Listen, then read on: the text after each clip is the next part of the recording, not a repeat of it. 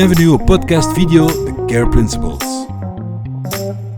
Isabelle est ravie d'accueillir Zehra Sahin, Chief Executive Officer de Special Olympics Belgium. Zehra a commencé sa carrière dans le secteur privé, mais a décidé après quelques années de développer ses compétences dans le secteur des ONG. En 2018, elle a été annoncée comme l'une des 5 Superwomen par Media Marketing. Il suffit de la rencontrer une seule fois pour savoir que le statut de Superwoman n'est pas un euphémisme. Savez-vous qu'elle mange principalement du chocolat pendant la journée? Bonjour Zehra. Bonjour. Un tout grand merci d'accepter l'invitation pour ce podcast de Care Principles. Comme tu vois, on est tant en vidéo qu'en audio. Parce que je trouvais que c'était important et plus caring d'aussi se voir et de se rencontrer et pas uniquement le faire par video call. On sait qu'on n'est pas vraiment. Je t'ai déjà interviewé l'année passée, mais c'était digital aussi. Et donc, je suis ravie que tu étais enfin en face de moi. Merci beaucoup. Donc, voilà. Une première question vraiment très simple. Comment vas-tu? Je vais bien. C'est très chouette de voir le ton que tu mets quand tu poses la question. J'avais lu effectivement dans un petit article en néerlandais qui disait au lieu de dire alles goed met u, de dire hoe gaat het met u, que la question était beaucoup plus centrée sur comment vas-tu réellement. Mais je vais très bien malgré toutes les circonstances qu'il y a autour de nous, très bien, en forme, très focus sur 2024. Comment d'ici là on peut faire la différence. Super. On va arriver à 2024, mais je voudrais, pour démarrer, faire un pas en arrière. 2015. En 2015, tu as repris Special Olympics Belgique et l'organisation était virtuellement faillite. C'est ça. Très vite, tu as changé plein de choses. Qu'est-ce que tu as tout changé et tu as vraiment fait une belle réussite avec cette organisation et la marque aussi. Qu'est-ce que tu avais trouvé et qu'est-ce que tu as fait pour changer si vite l'organisation? En fait, quand je suis arrivée fin 2015, effectivement, l'organisation était au plus mal. Il sortait de Jeux européens où il y avait un très lourd legacy, un plan de développement sur plusieurs années qui devait être implémenté. Il y avait vraiment des ambitions de croissance.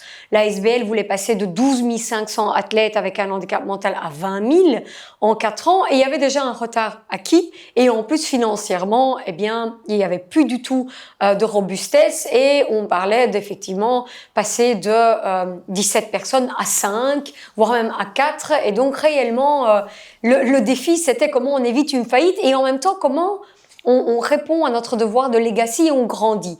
Et donc, l'ASBL était face à un dilemme et il pouvait presque pas faire marche arrière sur le legacy, impensable, et en même temps, il fallait éviter la faillite. Et donc, j'ai toujours beaucoup aimé les situations de crise, le change management, le lean management, c'est quelque chose qui m'excite énormément, où je vois vraiment une grande valeur ajoutée, j'aime porter toutes ces casquettes, etc.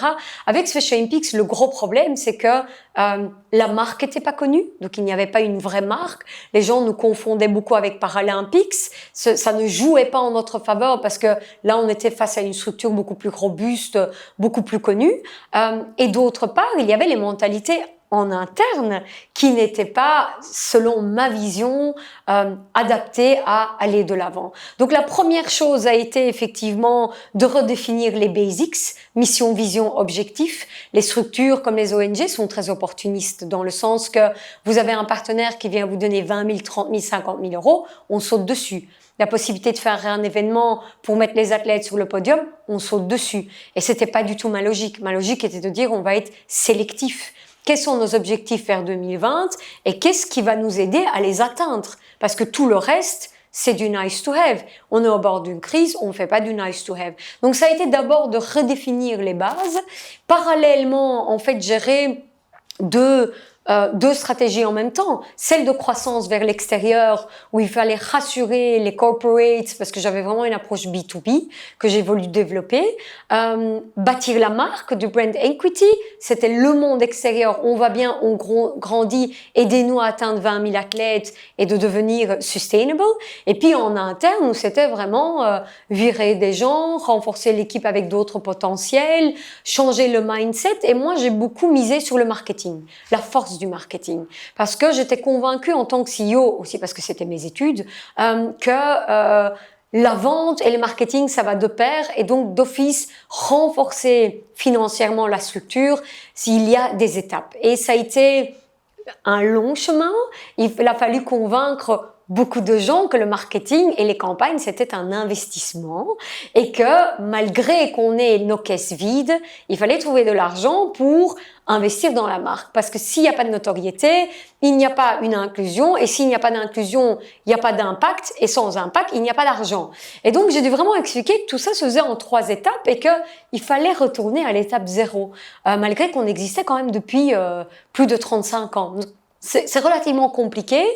J'ai été critiquée quand même en interne. On m'a dit, mais enfin, elle croit qu'elle vend des imprimantes, parce que je venais de chez Xerox, Document Management. Ici, c'est l'humain. J'ai dû aussi expliquer aux gens que le marketing n'a rien à voir avec le commercial ou l'humain. On essaye de valoriser l'athlète et on a eu un choix très important à faire qui était le ton de la marque. Oui. Et donc, les athlètes sont bold, ils sont fiers, c'est des vrais sportifs, c'est ce qu'ils veulent comme reconnaissance. Ça a rassuré très vite toute la communauté. Les volontaires se sont dit, on n'a pas quelqu'un qui vient du monde du privé et du commercial et qui essaye de coller une étiquette et de changer les valeurs ou l'ADN. Les valeurs sont encore plus ressorties. On est ce qu'on est et on est fier de ce qu'on est. Donc ça, c'était quelque chose qui a très vite jouer un rôle fédérateur dans la communauté, dans les équipes internes. Les sponsors ont été très rassurés. En même temps, c'était très transparent, on est resté très authentique, on n'a pas caché la vraie situation de l'ASBL, on leur a dit c'est maintenant ou jamais. Vous nous soutenez depuis 25 ans, aujourd'hui il faut aller un step plus loin. Ça va mal, faut pas nous soutenir quand ça va bien. Seulement, allez-y, jouez le jeu pour 4 ans. Et en fait, c'était magnifique, Isabelle, parce que les sponsors ont donné plus d'argent et pour 4 ans. Donc, ils sont passés des contrats standards de 1 an à un contrat, ils donnaient plus et pendant 4 ans parce qu'il y avait une vision.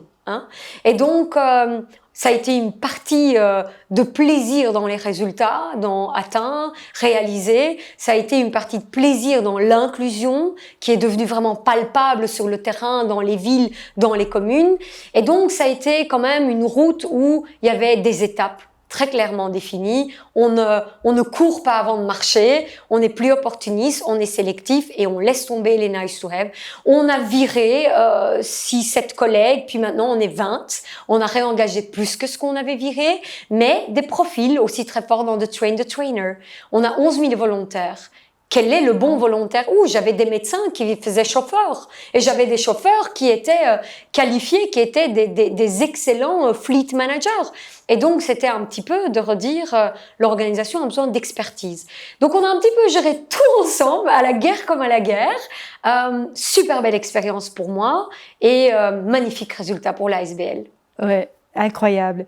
Depuis la première fois que je t'ai rencontré, tu as une énergie, tu as une vision. Pour moi, tu es un vrai game changer. Merci. Et je crois que ce que tu as fait, parce que tu dis ça a pris beaucoup de temps, mais en fait, ça a été très vite. Oui. Quand tu le vois de l'extérieur, ça a été très vite. Pour toi, peut-être ça n'a pas été assez vite, mais de l'extérieur, changer toute une organisation de fond, vraiment dans les fondations, jusque tout ce qui est l'extérieur, le marketing, l'image et tout ça, c'est quand même assez incroyable. Une des choses qui m'a remarqué dans la transition de l'organisation et de la marque, c'est que tu as brisé le tabou sur tes athlètes qui ont un handicap mental. Pour toi, c'était quelque chose de très important, je crois, non? C'était la base, c'était le cœur. En fait, il faut être fort à l'écoute de son client, comme on dit toujours. Écoute ton client pour bien comprendre. Écouter les athlètes, leurs parents, leurs coachs, c'était un petit peu aussi, ça faisait partie de la base pour moi, de dire mais il est où le vrai problème en fait? Qu'est-ce qui fait que la mayonnaise, elle prend pas? La cause est belle. On est dans 193 pays. Ok, il y a des pays où c'est très avancé, d'autres moins, mais qu'est-ce qui fait que dans la culture ici, en Belgique, ça prend pas. Pourquoi on n'est pas plus convaincu que l'inclusion est normale? Alors, dans ce que j'entendais, effectivement, il y avait souvent le fait que, oui, personne n'est contre nous, mais quand on veut s'inscrire dans un club de sport régulier, valide, on est refusé. Et donc, j'ai téléphoné à des clubs valides en disant, pourquoi vous les avez refusés? Et essayer d'avoir un dialogue tout à fait ouvert, pas critique, où on m'a dit, oui, mais on a peur que ça dérange nos autres clients. Et là, je me suis dit, ok, il y a une crainte, une mauvaise compréhension de la personne avec un handicap, et donc il y a un tabou. Et ce tabou, il faut en parler. Et donc, j'ai eu beaucoup de relations aussi avec les médias, la VRT, la RTBF, de dire, écoutez, c'est pas aujourd'hui, on ne sait pas en parler. Tant qu'on n'en parle pas, on ne sait pas le traiter. Donc, aidez-moi positivement à montrer que ces gens sont capables. Je veux pas de la pitié, surtout pas, mais comment on crée effectivement un système où on peut reconnaître qu'il y a un dysfonctionnement. Ça, c'était important. Alors, sur le chemin, il y avait autant le fait d'écrire des mémorandums politiques pour taper chez les politiques et dire il faut changer des nomenclatures, il faut changer des lois, il faut nous aider dans le cœur de l'histoire, mais tout autant dans le monde extérieur, casser un tabou et montrer que ces gens sont sympathiques, ils sont capables, ils sont sportifs, ils sont chouettes en fait. Et ça a été le début de l'histoire parce que ce manque de compréhension et de connaissance du handicap mental, c'était le premier obstacle. Une fois qu'on l'a cassé, on est très vite passé dans positive change of attitude, on l'a mesuré. 1 personne sur 10 a dit en 2015 être favorable à pratiquer un sport ou une activité artistique, culturelle avec une personne avec un handicap mental. On a refait cet exercice il y a 2 ans et demi maintenant et on est à 6 sur 10. Et donc, c'est énorme et c'est très beau à mesurer et c'est là que tu te rends compte que quand le tabou n'est plus là, ils sont ouverts. Et si tu tapes avec le bon message et quelque chose qui est réaliste et faisable, il ne faut pas s'attendre à ce que les gens d'un coup vivent autrement, mais de dire est-ce que tu peux t'entraîner dans le même club de natation, de fitness avec une personne qui a un handicap mental et que la réponse est oui, là on arrive à l'étape de dire c'est une société inclusive et si elle est inclusive, elle participe. Là, elle donne de l'argent. Là, elle va vers un enseignement adapté. Là, elle va ouvrir les portes des médecins. Parce que je pense qu'il faut vraiment oser aller en arrière dans une route cause analyse, vraiment les 5 whys, c'est quoi? Et pour moi, le cœur, le problème de base était, on ne connaît pas la personne handicapée et donc on reste loin. On a peur. Et ce tabou, c'est vraiment ce qui nous a tiré vers le bas très longtemps et on a énormément bâti sur, on ne s'est pas caché, on a toujours dit tabou doorbreker, il faut favoriser l'inclusion sociale. Il y a un tabou, arrêtez de nous dire qu'il n'y a pas, il y en a un. Et on a à chaque fois insisté chez tous les sponsors où on allait à tenir un petit discours de 1 minute ou 2, parce que de nouveau, le but n'était pas de dramatiser la situation, mais de dire il y a urgence. Okay? Ces gens n'ont pas un cancer, ils sont pas en train de mourir, hein, je comprends, mais il y a une autre urgence. Ils sont oubliés, ils sont dans les institutions, on les écoute pas, on veut pas les voir, il y a un tabou. Si on peut comprendre ça, on peut avoir un dialogue différent, à un autre niveau. Parce que ce qui m'intéressait, c'était pas les dons. C'était pas le CSR où tu as juste des heures de volontariat. Ce qui m'a intéressé, c'est que les gens comprennent qu'il y a un vrai problème, un vrai malaise et que ça touche 1 million de Belges, 10% de la population. Je ne connais pas une entreprise aujourd'hui ou un stakeholder, un game changer qui va te dire « je m'en fous de 10% de la population ». Et donc, les chiffres de nouveau, l'importance que ça pouvait représenter, tout ça nous a beaucoup aidé à casser le tabou. Les chiffres, c'est très important pour toi. Je crois que tu es quelqu'un qui adore les objectifs, et les objectifs bien hauts et bien challenging. Pourquoi est-ce que c'est si important pour toi? Mais c'est vrai aussi que tu as déjà des belles réussites au niveau des chiffres. Merci. Tu as augmenté la notoriété de la marque avec 60%. Donc le nombre d'athlètes aussi. Le nombre de sponsors. Ouais, on est très bon en retention, on est très bon en évolution. Forcément, c'est jamais assez, hein. Mais j'aime les chiffres parce que pour moi, les chiffres, ça ne trompe pas. Tu sais, quelqu'un m'a dit un jour, ton travail, il est difficile parce que le social change est difficile à mesurer. Et donc, on ne sait pas si facilement dire, OK, on était à T nul et maintenant on est là. Et donc, comme c'est tellement difficile pour les entreprises qui viennent te soutenir, le retour sur investissement devient compliqué aussi à expliquer. Pourquoi je donnerais 50 000 euros, 100 000 euros, 150 000 euros à Special Olympics? Parce que je ne vais pas comprendre comment ça évolue. Et là, très vite, je me suis dit, si je veux convaincre le B2B, les corporates, je dois parler la même langue qu'eux. Je venais du privé, je connaissais, il fallait des KPI, il fallait mesurer. Et pour moi, c'est très simple. Les chiffres, c'est l'impact, c'est des résultats, les résultats, c'est l'impact. Et donc, pour avoir un impact sociétal, pour avoir ce dialogue avec le corporate, de dire on veut être sustainable, on veut durer dans le temps, on n'a pas besoin de vous pour 1 an, mais pour 4 ans, avec de l'expertise, avec un engagement de lobbying, etc. Sans les chiffres, c'est très compliqué. Parce que la bonne volonté des entreprises, elle y est. Aujourd'hui, presque toutes les entreprises veulent faire quelque chose de meaningful, mais c'est un secteur compétitif. Pourquoi moi et pas une autre ASBL? On a toute une belle cause. Et donc, il fallait se différencier. Et tout ce qu'on faisait était à la fois bold dans les messages pour l'athlète qui ne faisait pas un appel à l'aide pitié, mais plutôt dire « reconnaissez-moi comme un vrai sportif ». C'était déjà un énorme challenge, mais à côté, c'était vers le monde des corporates de dire on est une opportunité marketing. Et là, le dialogue, il change. On n'est pas face à un RH qui a un petit peu de budget à donner à une bonne œuvre. On n'est pas face au directeur CSR qui a 200 employés à mettre sur un projet.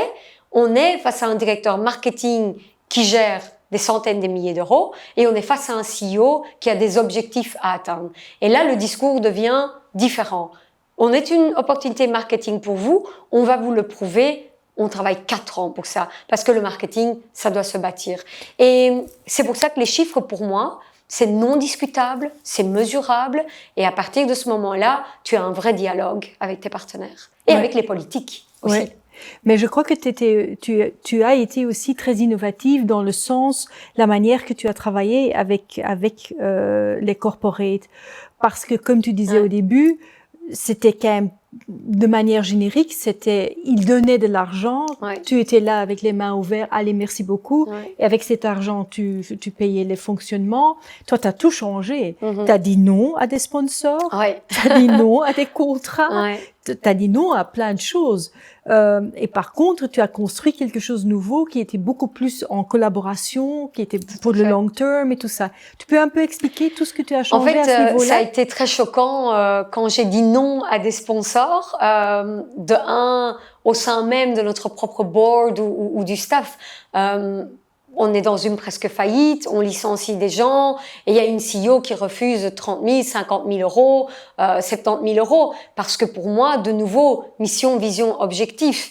Tu viens avec quelque chose, je suis pas opportuniste, je suis cohérente. Et si je m'écarte de mon focus, à un seul moment donné, je m'éparpille et c'est pas cohérent, c'est pas bon sur le long terme. Quand j'ai refusé des partenaires, effectivement, c'est aussi un conseil que j'avais reçu de mon agence de presse, enfin de mon agence Créa, LDV United, qui avait dit si réellement ton objectif c'est ce que tu nous expliques dans ton briefing, toi aussi, tu dois pouvoir garder le cap. C'est compliqué, c'est dur. C'est dur aussi à vivre humainement parce que tu te demandes si tu as fait les bons choix à ce moment-là. J'ai pas eu de doute, mais j'ai eu des moments où je me suis inquiétée en me disant si je l'avais accepté le contrat, on aurait un petit peu plus d'oxygène. Après recul, après 3-4 ans, ces partenaires à qui j'ai dit non sont aujourd'hui des sponsors Special Olympics. J'en suis très fière. Ils sont revenus avec le bon message et pour les bonnes raisons.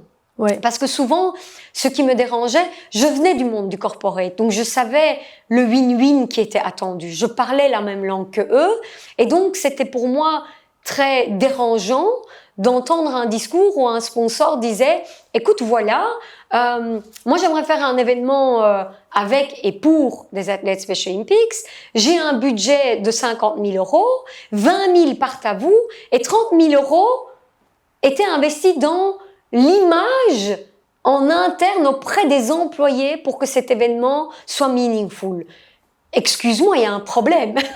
Et alors, je disais, est-ce que vous voulez pas demander à vos employés, on peut faire un test. Je disais, vous demandez à vos employés 30 000 pour du magnifique boarding, des écrans qui expliquent que c'est la journée du CSR, de l'inclusion. J'ai dit, ils ont un petit pins, un patch, des casquettes, les t-shirts, tout ce que tu veux.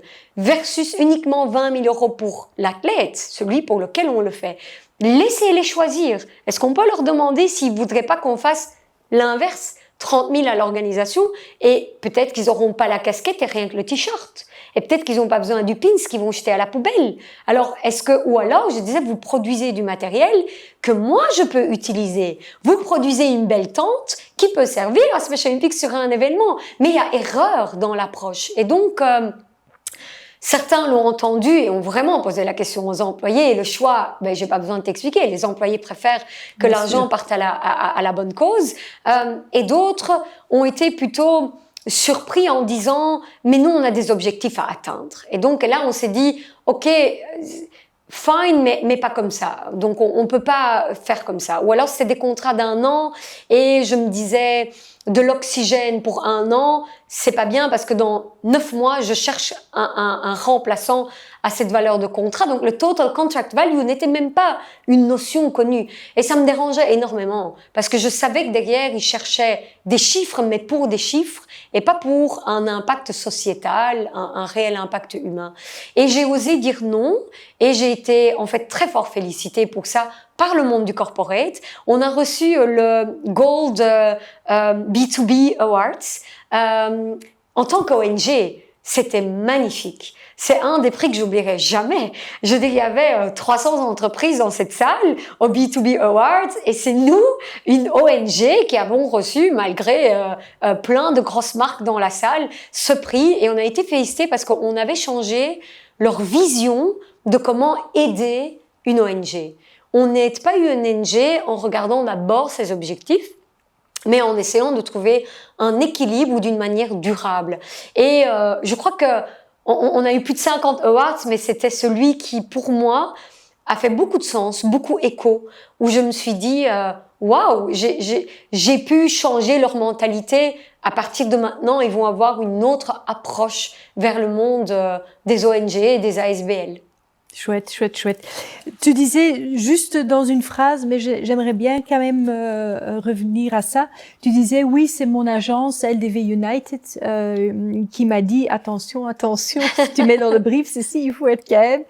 Je trouve ça vraiment très chouette d'eux, parce que c'est une bonne agence qui, c'est leur job de faire ça aussi. Mais je trouve que dans toute la manière de communication que toi tu fais, par exemple sur ton LinkedIn, tu es très ouvert, transparent, mais surtout remerciant, c'est ça qu'on dit? Remerciant par rapport à LDV United. C'est pour toi, c'est un vrai partenaire, je crois stratégique, créatif et tout ça. Et je trouve ça très chouette parce que je trouve qu'il n'y a pas assez d'annonceurs qui ouvertement remercient leurs agences. Les agences et les annonceurs sont souvent dans une relation de conflit, je trouve, beaucoup trop dans des relations de conflit. Et je trouve ça très chouette que même avec des partenaires comme une agence de pub, tu le fais. Je ne connais pas non plus beaucoup d'agences qui auraient fait ce que LDV United a fait, c'est-à-dire on sait qu'il y a un risque de faillite et on y va. On y va pour tout et avec tout ce qu'on a. Et je pense que c'est très bold de leur part aussi de l'avoir fait. Et comme tu l'as dit, c'est pas mon partenaire créatif, c'est aussi mon partenaire stratégique. Je crois qu'on n'a aucun secret vers LDV et ils connaissent réellement toutes les failles, partout où on a des faiblesses et ils vont réellement essayer de faire en sorte que la proposition avec laquelle on vient sur le marché soit cohérente et qu'elle soit réaliste. Une seule fois, j'ai eu le cas où je me suis dit en sortant de chez eux, mais c'est pas réaliste, je peux pas faire ce qu'ils disent. J'ai pas les compétences et les reins assez solides. Une fois et plus jamais depuis 2015 et même en 2013, ils avaient commencé avec Special Olympics. Et donc, je pense que Le fait qu'on se connaisse si bien et que quand il parle de nous, bien sûr, chaque agence, en parlant de son client, il dit nous, il le prend pour lui. Mais moi, j'ai réellement vu des gens, les directeurs créatifs d'LDV United, pleurer sur des événements Special Olympics en voyant la différence humaine qu'ils ont pu faire. Pour moi, c'est très important. Ça va au-delà de la relation agence-client. Ils font partie de la maison. C'est leur problème aussi, autant que le mien. Et ça, quel plaisir pour moi. Quel plaisir pour moi de rentrer chez LDV et de dire on a un problème et qu'ils se disent on a un problème. Ouais. C'est vraiment très chouette. Ouais. Mais c'est chouette parce que tu investis vraiment dans des relations durables Ouais. avec tous tes partenaires et c'est vraiment très joli de le voir. Dans un article de presse, tu as dit en 2021, ça devait être pour toi l'année de la prospérité et de l'égalité sociale. Explique-toi. Il est temps, je crois. On a énormément investi, enfin, en tout cas, on a mis beaucoup d'énergie sur la planète, l'écologie, voilà, protéger nos océans, les animaux.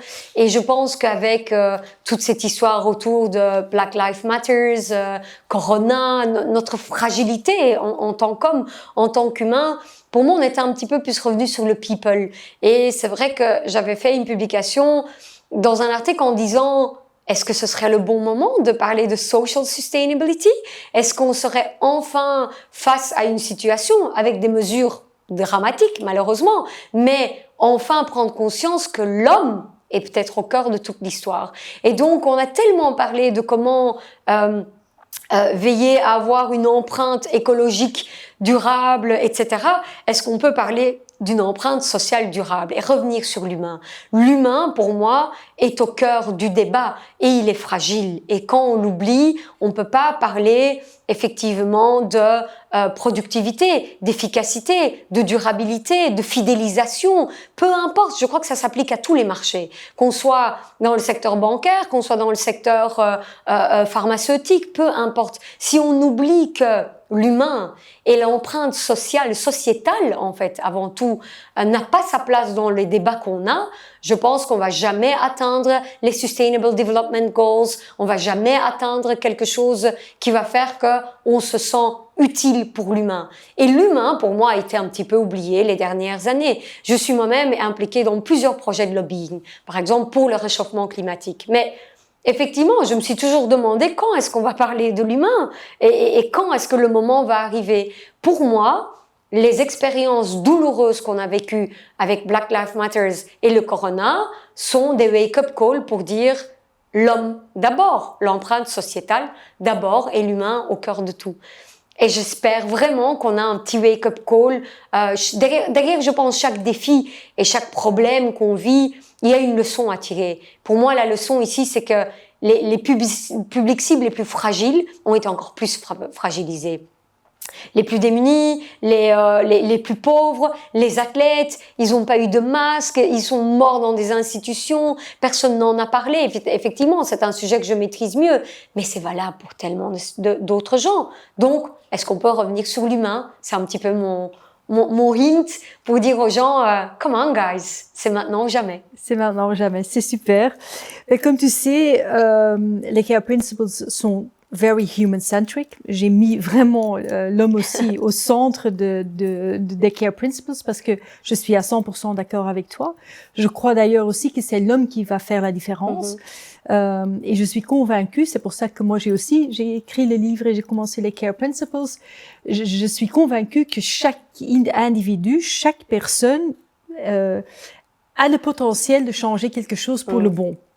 Ça peut être très petit, ça peut être très local, ça peut être vraiment bouger une graine de sable et pas des montagnes. Mais on est tous vraiment capables de faire quelque chose. Quand on parle de l'homme ou des gens de manière générale, je dis les Care Principles, ça commence en interne. Et en interne dans une organisation, dans une société, comment est-ce que toi tu gères maintenant tes équipes? J'imagine que vous êtes aussi plus ou moins tous en télétravail, en télétravail et tout ça. On sait que maintenant on est presque fin janvier, ça commence à être lourd surtout mentalement. Ouais. Est-ce que tu as là des conseils à partager avec... Mais écoute, ça a été une phase difficile pour tout le monde. Je crois là où on a eu dans la crise tellement d'inquiétudes à gérer que beaucoup d'entreprises ont oublié effectivement les équipes. Les équipes ont été pressées comme des citrons. Beaucoup d'équipes ont été mis au chômage économique temporaire. Nous aussi, on est passé par là. Et sur le moment même, effectivement, chez moi, par exemple, il y a eu beaucoup de dialogue avec la RH qui a fait énormément de one-to-one et j'ai très souvent pris mon téléphone pour appeler un par un. Heureusement, on est une petite entreprise, on est que 20 et donc c'est facile, mais j'avais aussi des stakeholders à appeler un par un parce que pour moi, le interne est un petit peu plus large avec mes volontaires, clés, etc. Et veiller à ce que chacun trouve encore sa place. Parce qu'à partir du moment où ils se sentent plus utiles, on les perd. Et beaucoup se sont dit, la structure elle change, on peut plus faire d'événements, d'activités, on est à distance, je me sens pas utile, je suis perdu, il y a le chômage, etc. Pour moi, c'était d'abord important de rappeler à tout le monde que c'est un passage, c'est un temps, on va revenir à quelque chose de plus similaire à ce qu'on connaît, on ne sait pas quand, mais chacun a une valeur ajoutée. Pour que chacun joue un petit peu ses autres casquettes. Et pour moi, les valoriser était important de dire, mais tu n'as jamais pu réfléchir out of the box. Vas-y.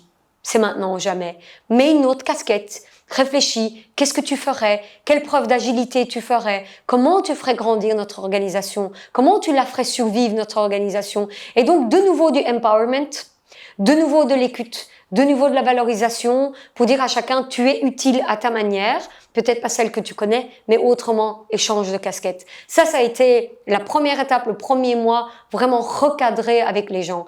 Et puis, ça a été veiller à ce qu'ils se sentent bien. J'ai des employés qui sont très jeunes et qui ont des petits-enfants à la maison et qui m'ont dit, moi, je ne peux pas. Ça ne va pas. Je vais faire une dépression. Je veux dire, j'ai besoin de sortir de la maison.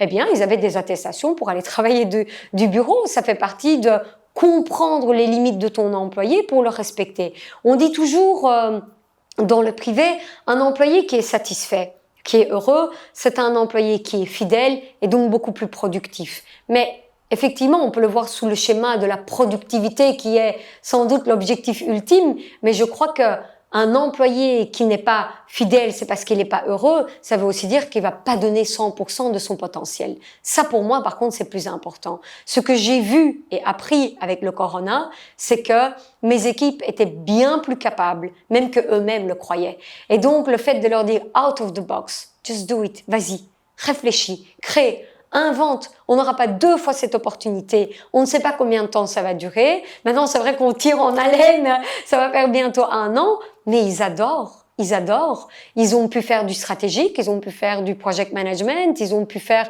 des choses différentes, sortir de leur zone de confort. Et pour moi, ça montre que, en ayant l'empathie, en ayant l'écoute, en valorisant, même dans une situation comme celle-ci, où on est tous pas ensemble, mais chacun chez soi, et dans des modèles de fonctionnement différents, on peut retirer énormément de ces équipes et ils sont beaucoup plus satisfaits eux-mêmes, beaucoup plus heureux de voir ce qu'ils peuvent faire. Et j'ai eu beaucoup d'échanges ces derniers temps où mes employés disaient merci. Franchement, c'est très chouette ce qu'on fait pour le moment. Donc, je crois qu'il y a des bonnes choses à retirer dans tout. Si l'homme est au cœur, comme dans tes Care Principles, chaque crise peut permettre qu'on aille un petit peu plus loin. Est-ce que tu penses que tu vas aller post-Covid, tu vas rester dans un système hybride, quelques jours à la maison, quelques jours? Certainement. Ouais. Il y a des avantages dans les heures de trajet gagnées, dans la confiance établie. Je crois que c'est aussi, faut le tourner dans un ton qui est intéressant. Ici, pour nous en tout cas, je parle pour ma structure, on parle de donner cette confiance, de dire je sais que tu peux gérer ton timing, que tu connais tes priorités. Tu sais quand il faut venir au bureau, tu sais quand tu dois rester chez toi, tu gagnes en heure de trajet, il y a quelques facilités. Mais il y a, je pense, d'autres défis qui se sont créés. Il n'y a presque plus de limites dans les heures de travail. On commence plus tôt, on termine plus tard, on enchaîne les calls. Encore hier, je disais à mes équipes, mais on n'a même plus le temps de remercier les gens avec lesquels on sort d'une réunion par un petit email, tellement on enchaîne les vidéo calls. Et donc, je crois qu'il y a d'autres points d'attention qui sont pour moi interpellants, de dire, attention, ils sont peut-être à la maison, ils ont gagné en trajet ou quelque chose, mais il n'y a plus de limites. Ils enchaînent la qualité. On risque de perdre en qualité dans ce qu'on transmet à nos stakeholders. Et là, on va devoir être beaucoup plus attentif aussi de comment on encadre cet employé, parce que je crois qu'il y a des nouvelles formes de burn-out qui vont arriver si on n'est pas un petit peu prudent. En plus qu'on ne sait pas donner la bonne motivation parce qu'on n'est pas en présentiel. Donc pour moi, il y a cette nouvelle tendance d'inquiétude et de défis qui vont arriver avec ce modèle hybride. Et tu te prends de l'avance? Est-ce que tu es déjà en train de développer certaines mesures de protection de tes gens ou?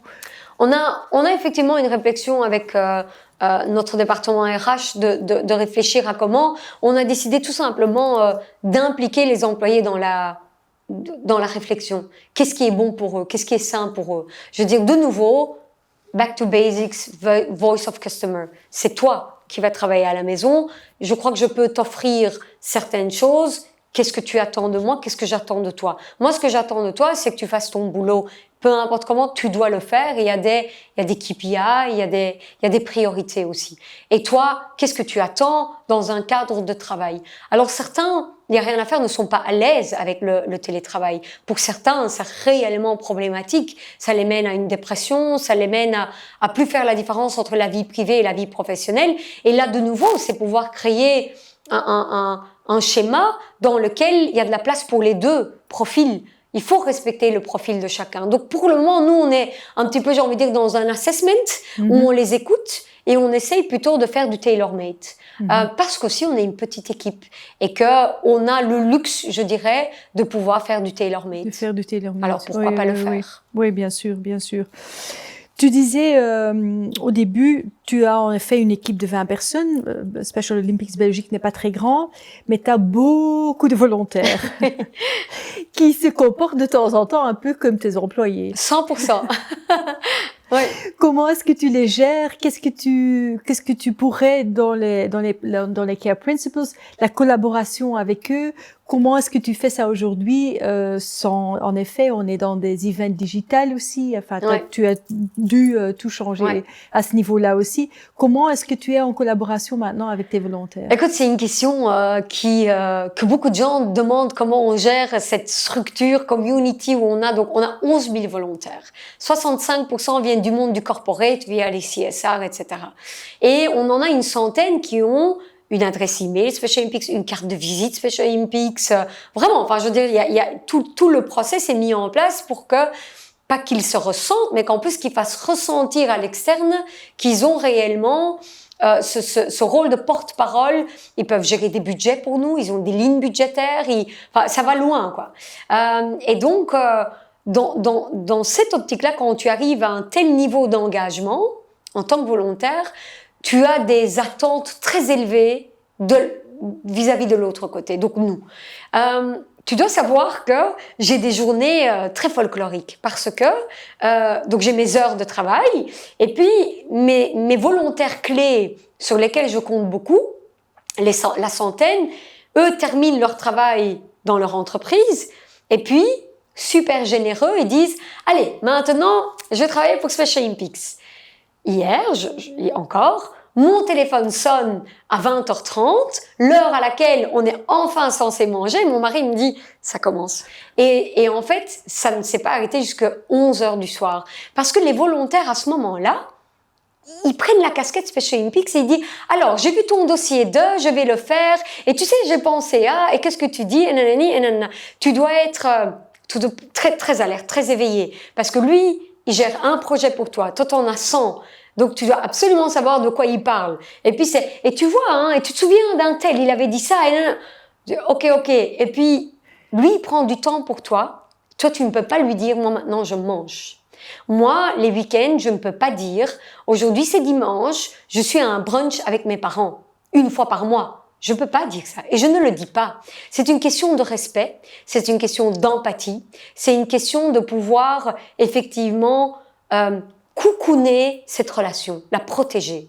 Si lui, un dimanche, laisse ses enfants de côté, laisse sa famille de côté, laisse son dimanche de côté, pour Special Olympics, c'est ma vision, mais moi, jamais, je dirais, je ne suis pas disponibles maintenant.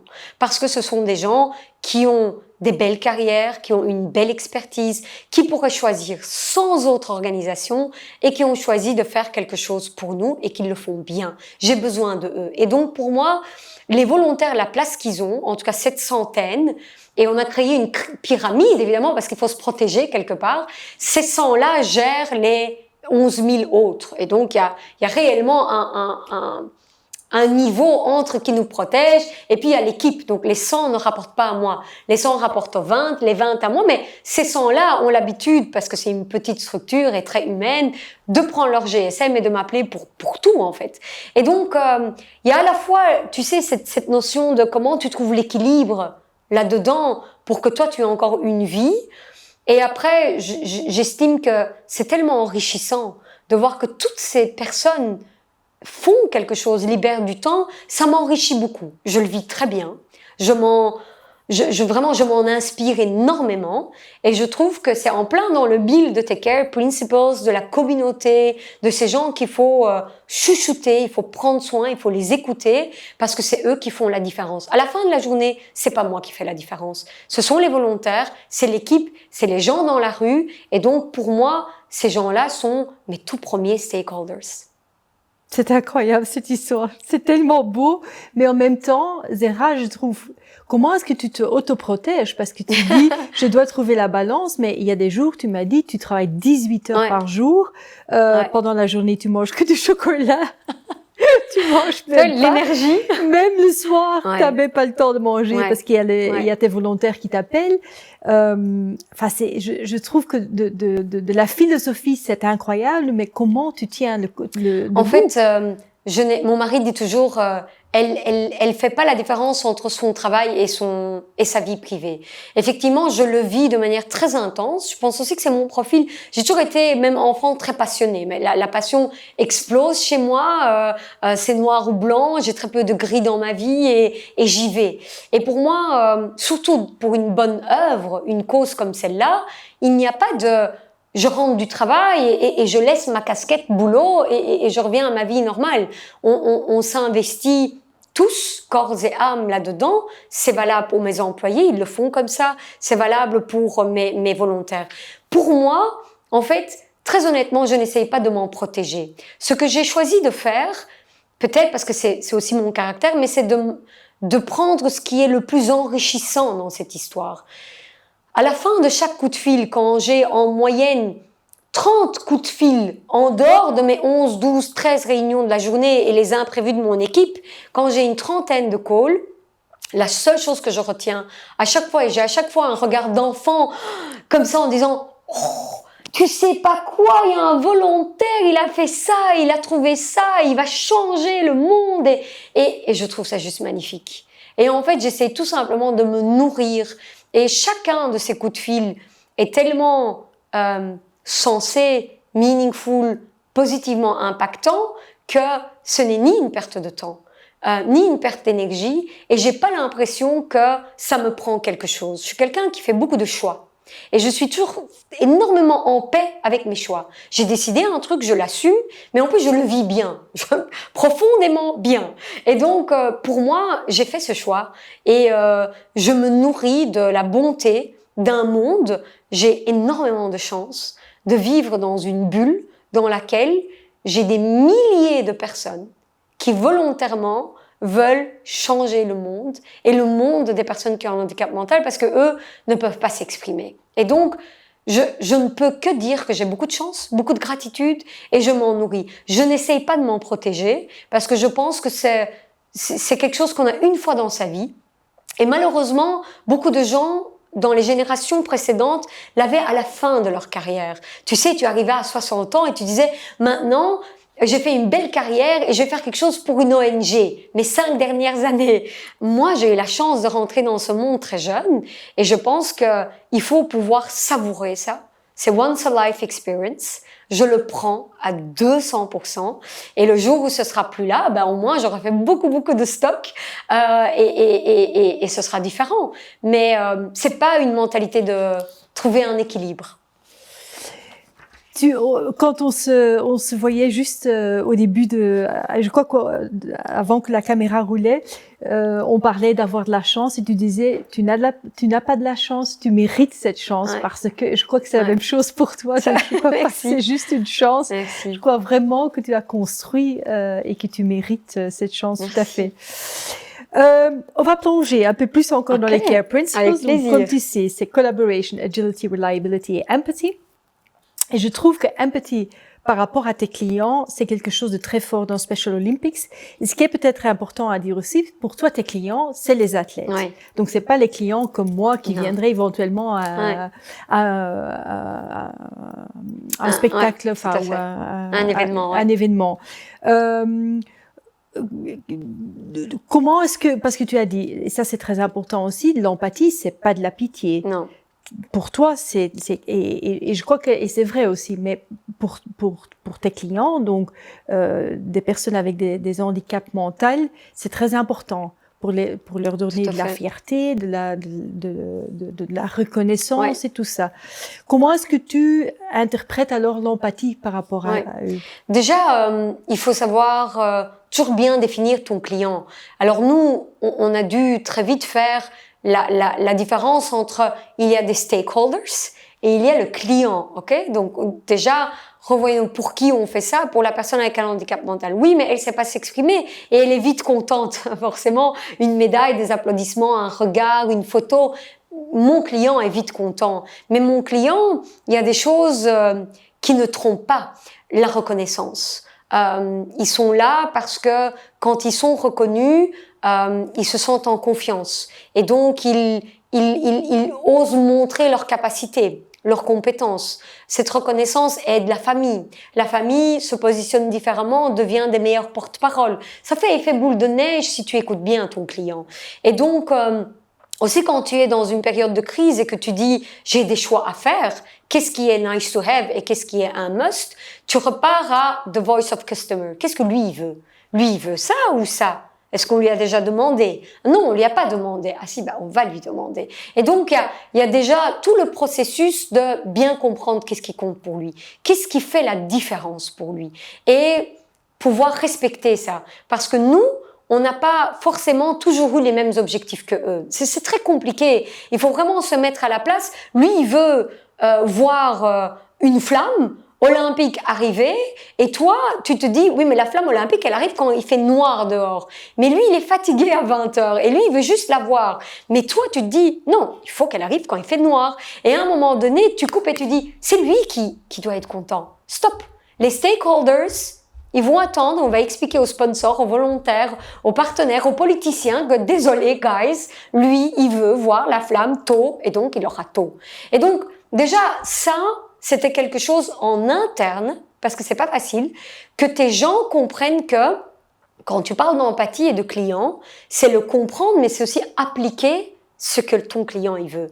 C'est pas évident, c'est pas acquis, parce que on veut aussi toujours écouter le sponsor, celui qui donne l'argent pour y arriver. Et lui, il dit, moi, désolé, à 4h, je sais pas venir avec mes clients et mon board à votre événement, donc à 18h. Ouais, mais non, 18h, ça va pas pour l'athlète. Donc, voilà. Ça, je crois que c'est déjà une chose à comprendre chez nous. Notre client, notre consommateur, il est très différent et il y a un canevas très serré qu'il faut respecter. Quand on parle d'empathie par rapport à eux, pour moi, c'est avant tout de les écouter, mais écouter aussi les parents. Tu sais, quelqu'un de Special Olympics International m'a dit il y a quelques mois, est-ce que tu as déjà remarqué que le mouvement LGTB a été créé par des homosexuels, des gays, etc. Oui.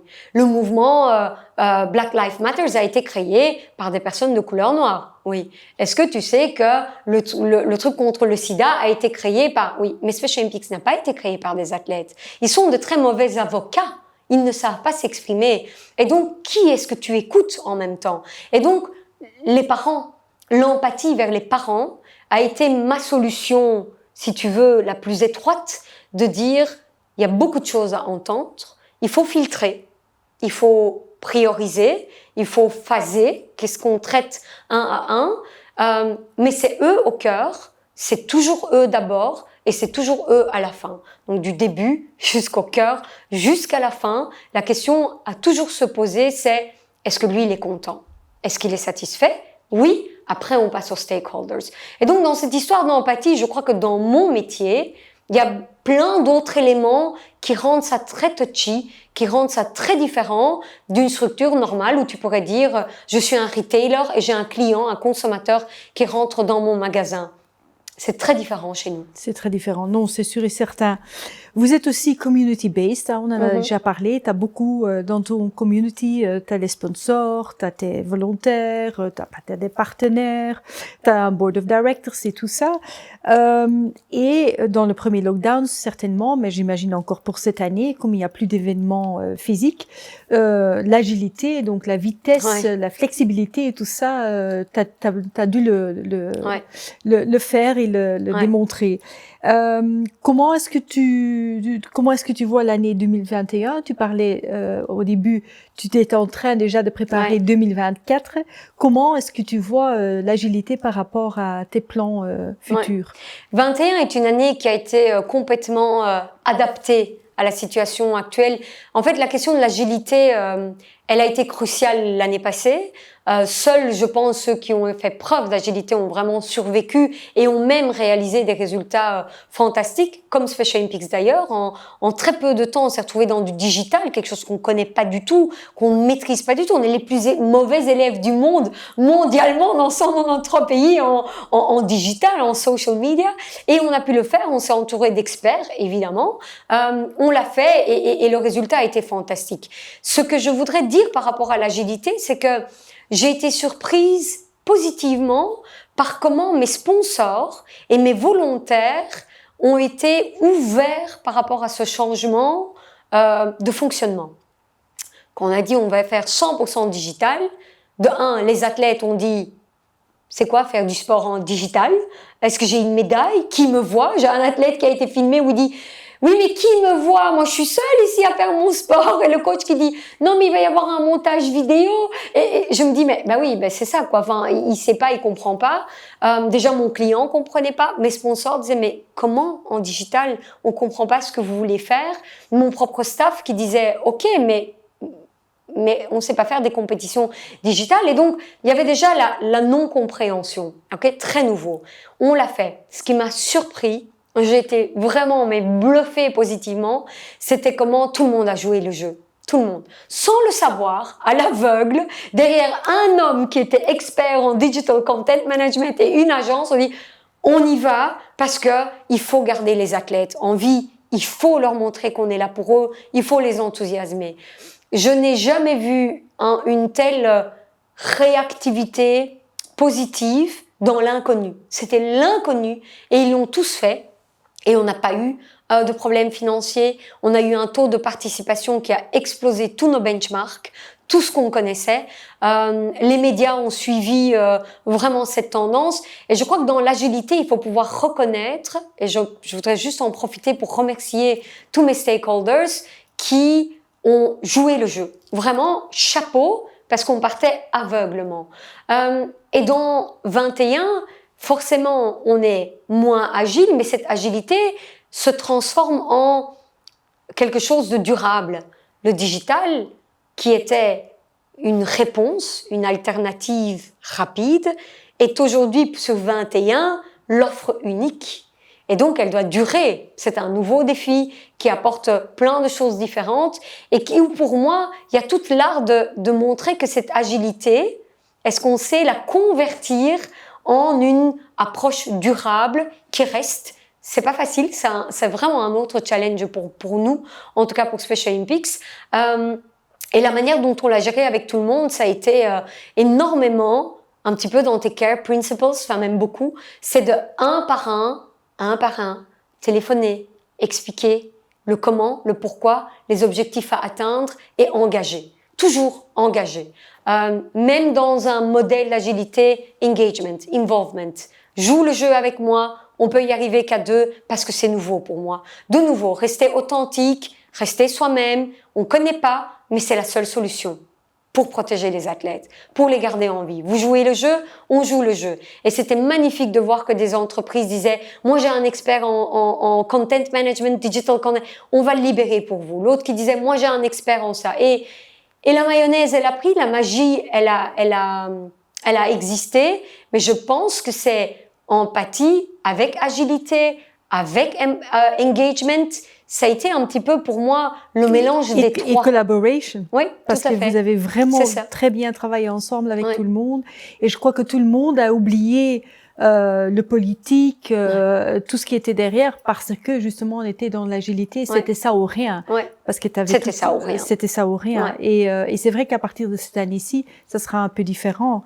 Parle-moi juste encore un peu de 2024. Qu'est-ce qui est devant toi? C'est quoi l'horizon des Special Olympics? Devenir acteur de changement, actor of change. Là, on est sûr de nous. On a laissé derrière nous pas seulement une crise, mais une évolution de 60% en nombre d'athlètes, en nombre de notoriété, brand awareness, etc. On est une marque maintenant, et donc on a une autre vision. On connaît nos forces, on sait où on fait la différence, on a une certaine expertise, et donc c'est très bold, c'est très assertif, actor of change, pour un monde, pour une société plus inclusive, dans laquelle les personnes qui ont un handicap mental vont jouer un rôle actif.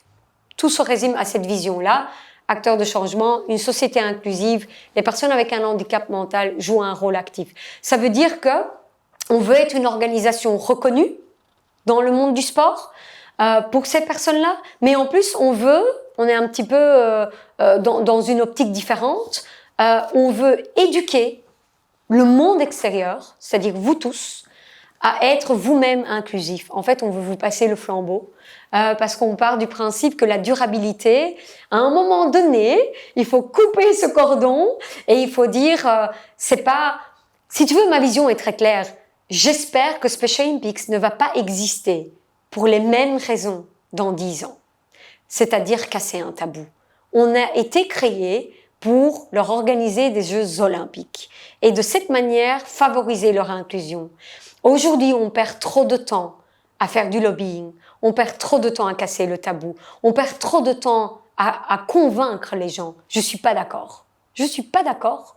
Et donc, je nous donne 4 ans, pour vous passer le flambeau, pour vous éduquer à ce que vous deveniez inclusifs et que vous puissiez les accueillir autrement. Le push, on en a assez fait. Maintenant, je crois qu'on est dans une optique de pull et ça passe par un tout autre positionnement, par un tout autre ton.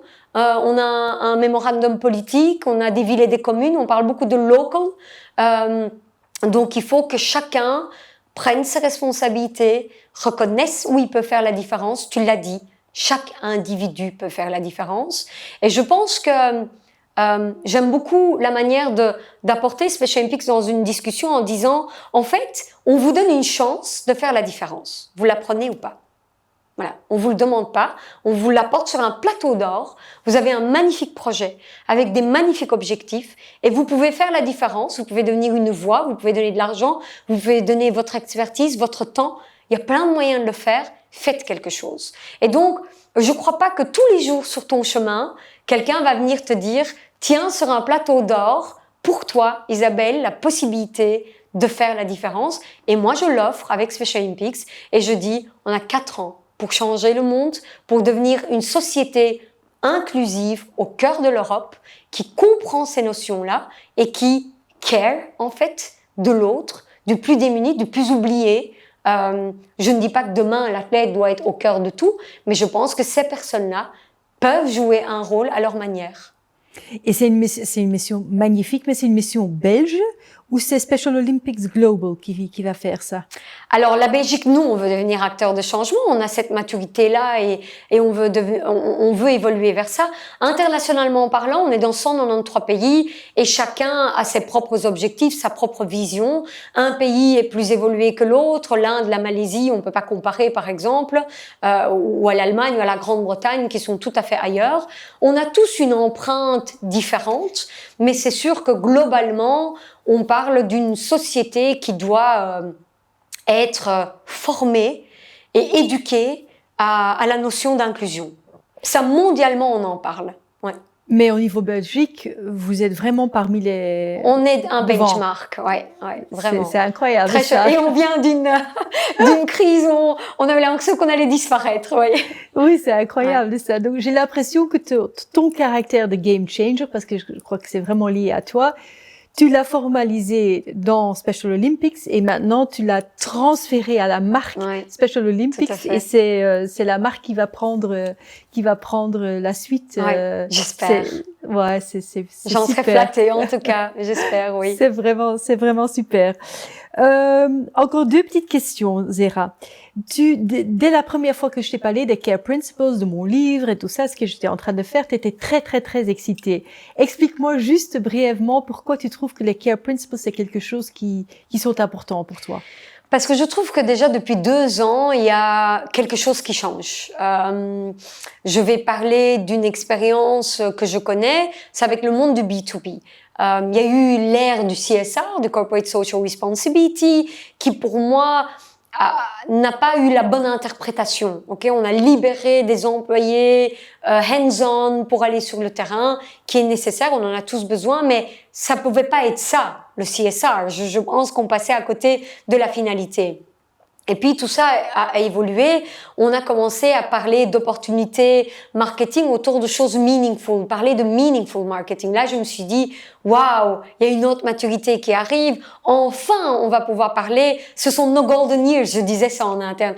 Les golden years, je les avais connus chez Xerox. Et je disais, maintenant, c'est les golden years des ONG. Allons-y, c'est à nous de briller. Et ce que j'ai beaucoup aimé la première fois que tu m'en as parlé, je me suis dit, on va lui donner un canevas. On parle d'un principe, c'est un nom, un titre qui sort du CSR, qui est plus large. On parle réellement de collaborer, d'empathie, on parle d'agilité. Et ton Care Principles, pour moi, était la manière de donner cette forme et de dire, écoutez, il y a une voie à suivre et on ne doit pas s'éparpiller. Si on tient compte, effectivement, de comment on peut appliquer ces 4 éléments, on est bon, on est sur la bonne voie. Et j'ai adoré parce que je me suis dit, c'est peut-être ça qui manquait.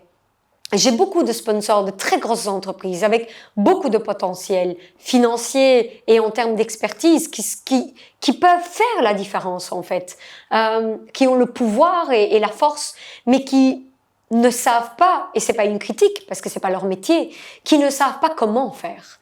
Et quand j'ai découvert les Care Principles, je me suis dit, c'est génial, elle devrait le proposer à tous mes sponsors pour qu'ils se disent waouh, on a une ligne conductrice avec des guidelines et j'ai adoré et j'ai trouvé que c'était juste très bien structuré, c'était pas trop autour de 4 lettres, le symbole est beau, care, on prend soin, on protège et on évolue vers quelque chose de réellement meaningful parce que je suis un petit peu, je pense, fatiguée des labels que tu plaques autour de meaningful et sustainable, mais qui derrière c'est un petit peu la boîte vide. De nouveau, c'est pas une critique. Les gens ne savent pas comment faire. Et quand je l'ai vu, je crois que ce qui m'a enthousiasmée, je me suis dit, il y a une solution.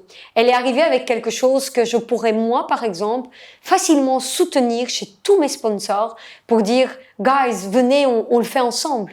On fait les Care Principles ensemble, pas que vous, pas que moi, à 2, et on peut aller vers un monde meilleur, mais aussi durable, avec des vrais résultats.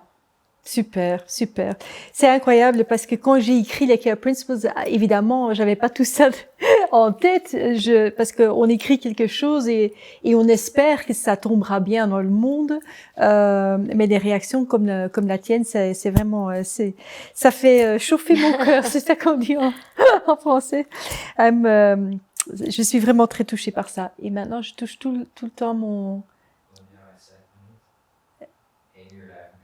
Oh là là, on va terminer. Zera, une toute dernière question. Les Care Principles, c'est caring, c'est partager, c'est du partage. Est-ce que tu pourrais partager avec les gens qui regardent, avec les gens qui nous écoutent en podcast, qu'est-ce que les autres sociétés, les autres marques, les autres organisations, qu'est-ce qu'elles peuvent apprendre de Special Olympics? Qu'est-ce que tout le monde pourrait faire? Des choses, des tips and tricks, des conseils où tu dis, ça franchement, nous on l'a découvert ou on l'a fait et c'est pas si difficile que ça. Pour moi, avec le CARE, il y a un mot qui doit être maître de jeu, c'est authenticité. Je trouve que si tu prends soin, si tu es client-centric, si effectivement tu veilles à ce que chacun trouve sa place, qu'il y ait le respect, qu'il y ait la confiance, qu'il y ait cette notion d'empathie, l'élément à côté duquel il faut pas passer, c'est l'authenticité. Et je crois que c'est pas difficile parce que aussi dans tout ce que tu as écrit, tu ne parles pas de montagne à réaliser, c'est un changement de mentalité, c'est vraiment un système dans lequel on a une autre manière de gérer les choses. Je crois que à ça, si je pouvais donner un seul conseil aux gens, c'est appliquez-les avec authenticité. Ne changez pas. Le fait d'être authentique, c'est reconnaître ce qui va pas chez nous aussi, et c'est pouvoir dire dans un monde tel qu'il est le mien, avec mes faiblesses, avec ce que je ne sais pas faire et mes vrais objectifs, comment est-ce que je vais de l'avant? Nous, on est resté très authentique. On n'a rien changé. On n'a pas essayé de rendre nos athlètes plus beaux, moins handicapés. On n'a pas essayé de nous survendre. On est tout simplement parti de la réalité. Et on l'a pas dramatisé non plus. On est juste resté sur le bon ton et on a demandé ce à quoi on avait droit. Et je pense que peu importe, même dans un secteur et dans une société qui est loin de la mienne, les CARE Principles sont faciles à implémenter s'il y a de la volonté, mais si on reste authentique. Et j'ai participé d'ailleurs avec plusieurs grandes sociétés comme Ikea et d'autres, où on a parlé Telenet de l'authenticité il y a quelques mois. Il n'y a que les marques authentiques qui peuvent réellement parler de meaningful impact et de sustainable impact. Donc ce serait probablement l'unique conseil que je donnerais. Super. Un tout grand merci. Merci Zéra. à toi. Merci à toi et merci aux gens qui nous écoutent, qui nous regardent. Une nouvel épisode de The CARE Principles podcast. Merci. Merci.